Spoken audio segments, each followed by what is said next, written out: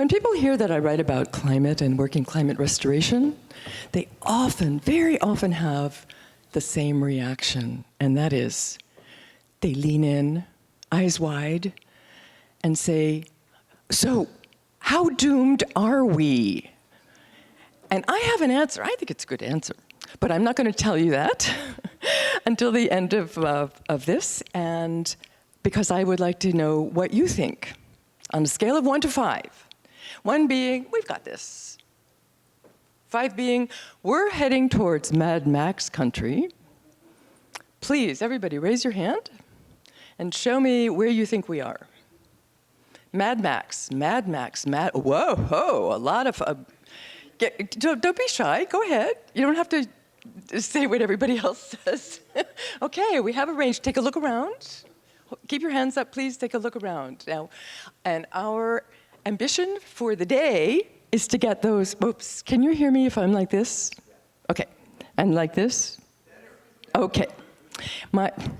My ambition, our ambition for the day is to get those fingers to come down one by one, and we'll check in at the end of the day. So I learned about climate by researching it and writing about it, on and off, basically, over the course of decades. I wrote for a whole bunch of places that Marcus mentioned, and interviewed a lot of climate scientists, worked with Al Gore on the Climate Reality Project.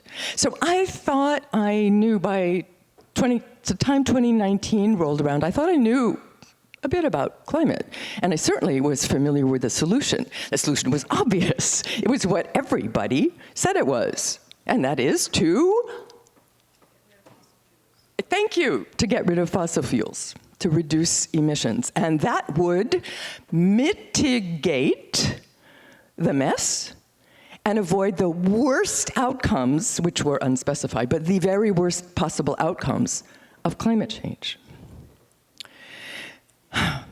Then in 2019, I met a fellow named Peter Fikowski, and he told me something that even after all that writing, all that talking with climate scientists and experts, I had not realized, and I really was pretty shocked that I had not realized this, and I think a lot of people still don't, and it's this.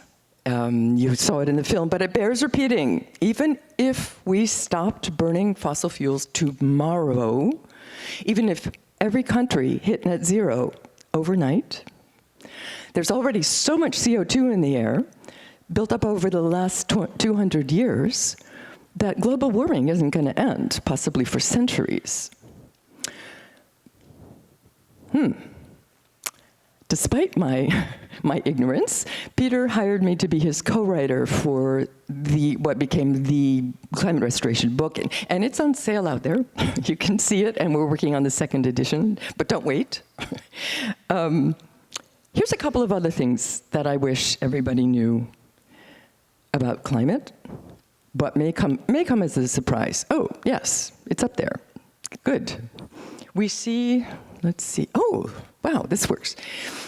We see, this is the pre-industrial climate, measured by, shown in CO2 parts per million. And in case that's new to you, that means how many parts of CO2 is in a million parts of air, basically. And it doesn't sound like a lot, but it makes a lot of difference. So this is sort of the sweet spot, the pre-industrial, what we call the pre-industrial era.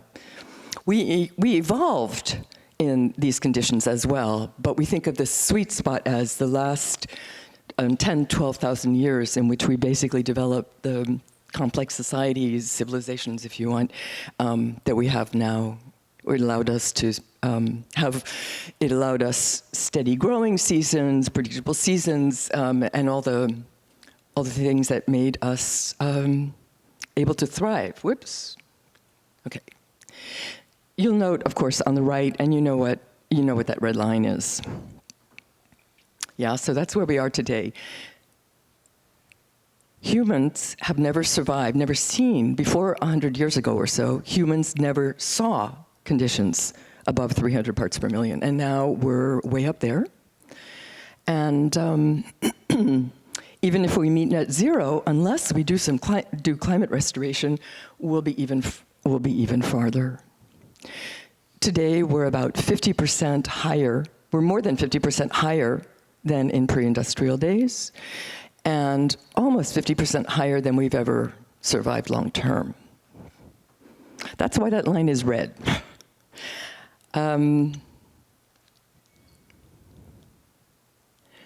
So we know when we talk about restoring a safe climate, what we're talking about is restoring the climate to, stop it, sorry, below this line, because this is historically proven safe, right? So our goal in climate restoration is actually 300 parts per million by 2050. Now, this difference that we want to take down, that represents a lot of carbon dioxide. It represents over 1 trillion tons of carbon dioxide. And the number may not mean anything to you, but it's not just thousands and thousands and thousands. It's actually 1 million times 1 million. Or if you like to think about these things, 1,000 gigatons or 1,000 billion tons. It's a lot. And you'll meet, by the way, to be honest, and I may be making myself unpopular, you'll meet a lot of people around here who are working on taking down CO2, and they'll tell you about their projects, and they're really interesting, and they're really cool guys. And when you ask them how much does it cost and how much it can actually do, you realize that it'll take maybe 1,000. And that's great, that's a contribution, but we're talking about a whole different ballgame, which needs a whole different approach. So I lived in Africa for about a decade, and I love elephants, but this one, not so much. And this one is everywhere. It's outside of this room. It's in just about every room where people are talking about climate. That's the 1 trillion tons, the legacy carbon. It's at the UN. It's at the big climate conferences, the COPs. It's at the big environmental NGOs, which one would like to think would know better, and there is one that does now, thanks to a speaker you will hear later. And it's in the room when you hear from the big climate heroes, Bill Gates, Tom Steyer, Al Gore, Greta. And his cousin is in even more rooms. Sometimes people will talk about there's a lot to get out, but his cousin is there in the room when people talk about solutions. Realistic solutions, ones that work with nature and are practical and affordable. That elephant is in just about every room except this one. Why is that? Why is he still here, you might ask? Well, historical reasons, largely because of the official goal of climate action set by the United Nations decades ago, when we didn't really see what was going on yet. It isn't actually a safe climate. The goal isn't a safe climate. The goal, that's implicit but not explicit. The explicit goal of climate action still today is to reduce emissions, enough to avoid the worst effects of climate change. If we had done that 40 years ago, we'd probably be fine, but we didn't. As my mom used to say, so here we are. But seriously, at this point, with what we're seeing, just reducing emissions and avoiding the worst outcomes, is that all we want for our kids and their kids? Frankly, for life on Earth, I would say mitigated disaster is still disaster. Now, the Foundation for Climate Restoration, which is sponsoring this, exists because we say humanity deserves better. The animals and plants we share the earth with deserve better. We can and we must speak up for what we really want. a safe, livable climate like our ancestors, even our grandparents, had. This is climate restoration at a glance. Goes up, keeps going up, and then it comes right back down. It's to turn global warming into a blip and get back to safe by 2050. So here's something else that has surprised me in this work. While most people are resigned and just assume it's impossible, we actually do know how to get there. And we don't need fancy new technology that nobody's built yet, or would cost the entire world's GDP to scale. We don't need that. We can get there by working with the Earth.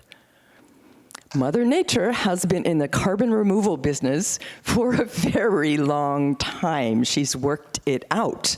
She just needs a little help right now because we've overwhelmed her capacity to restore livable CO2 levels. Through a process, which I think is self-explanatory, called biomimicry, we're figuring out how to replicate and accelerate CO2 sequestration methods that she's perfected over millions of years. And today, you in this room are going to meet the people at the forefront of this effort. Do we have a day for you?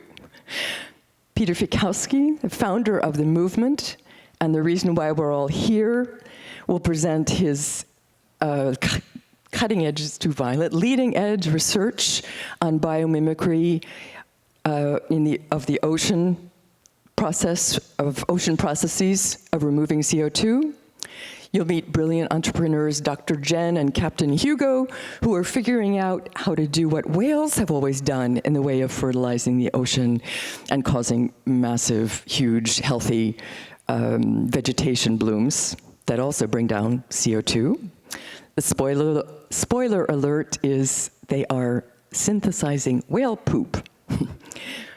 You'll meet David Snyder, who's here, a civil engineer from Deep Green Solutions. That's a nonprofit that's building, in parallel with Peter's work, that's building a sophisticated and low-cost system to measure CO2, also to measure CO2 removal from the ocean and from the land. As you know, measurement is key to do something effectively and to prove it and to get funded for it. You need to be able to measure it. So that work has the potential to really spur this all forward. You'll have the pleasure of meeting Hunter Lovins, who I think a lot of you know. She was Time Magazine's Millennium Hero for the Planet. And she'll clue us in about how to fix both the land and contribute to climate restoration profitably on ranches, farms, in rural areas, and in troubled ecosystems around the world. You'll also hear from a couple of policy people, including the state senator who sponsored the first climate restoration resolutions in the country, and someone who I think is in the room, Bruce Melton, who helped turn around the huge ship of the Sierra Club and point it towards climate restoration. You'll also meet filmmakers and youth advocates from Youth for Climate Restoration, and, stay tuned, one genuine TikTok influencer. Then Marcus will wrap up the day. So, back to the question strangers asked me everywhere, planes, grocery stores. How doomed are we? My answer is, we're only as doomed as we choose to be. So far, I have to admit, it would appear that most of us are choosing doom. But hey, they don't know yet that there's a way out. We know we can do this. There can always be more science, more study, but we have plenty enough to get going, as you'll hear. We have the innovators, you'll meet them. We have the capital, they're in the other room. But people around the world are looking to invest in restoring a livable planet. And yet there is something missing that could make all the difference. And that's our determination to make a choice. not enough people know about the possibility of restoring a safe climate, and so not enough people are demanding it.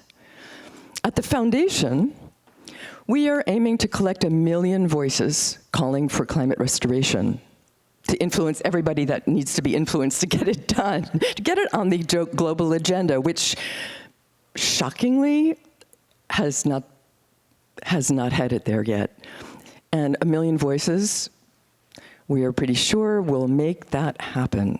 So before we proceed, I have a minor request for you. I'm going to ask you to pull out your phone. I know that's not a common ask at a conference, but this isn't a common conference.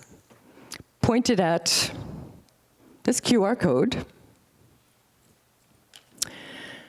and fill in like a 30-second form and add your voice to the public choir for a safe climate. We already have over close to 57,000 signatures. We are heading for 1 million, so please share this with your friends. Help make it happen. Again, welcome to the summit. Let's get those fingers down and reconnoiter at the end of the day. Don't go anywhere. We have an amazing day. Thank you.